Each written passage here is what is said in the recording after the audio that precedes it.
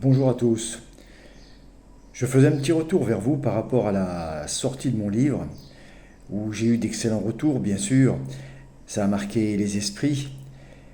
Et je venais par cette courte intervention vous inciter aujourd'hui, même pour ceux qui vont me prendre pour quelqu'un d'illuminé, je l'ai déjà dit dans certaines vidéos, mais je le dis avec le sourire.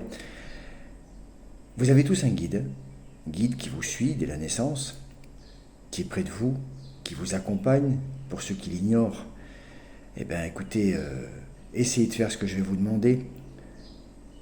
Essayez d'avoir l'entretien avec lui. Demandez-lui, guide qui tu es, j'aimerais que tu sois à côté de moi, que tu me prouves ta présence, et je comprendrai que je suis accompagné. Et je vous promets que vous aurez des indices, vous aurez des sensations, et vous aurez des nouvelles par rapport à la demande qui est la vôtre.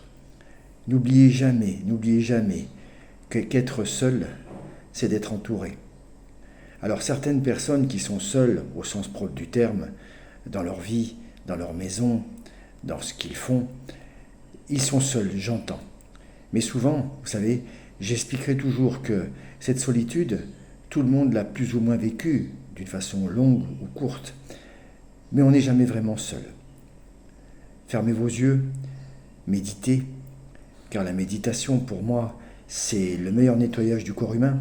On nettoie son esprit, on nettoie son sang, on nettoie tout ce que l'on a emmagasiné hier, avant-hier et voire de très longtemps.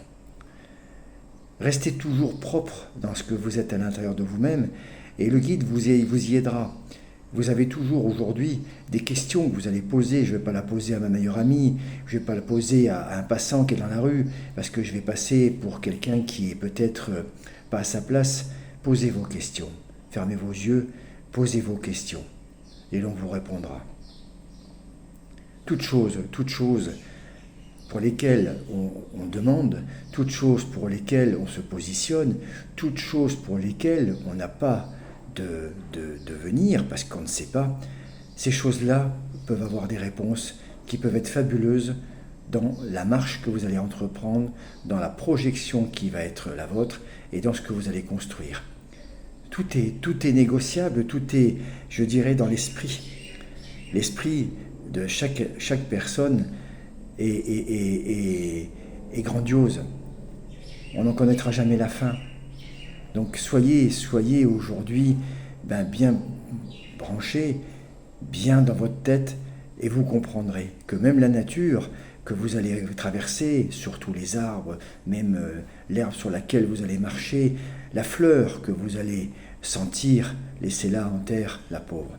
Elle a besoin de grandir encore, elle a besoin de la lumière, elle a besoin d'être là. Si vous l'accueillez pour dire je l'ai cueillie parce que c'est un caprice, laissez-la en terre. Voyez, vous repasserez demain, elle sera encore plus belle.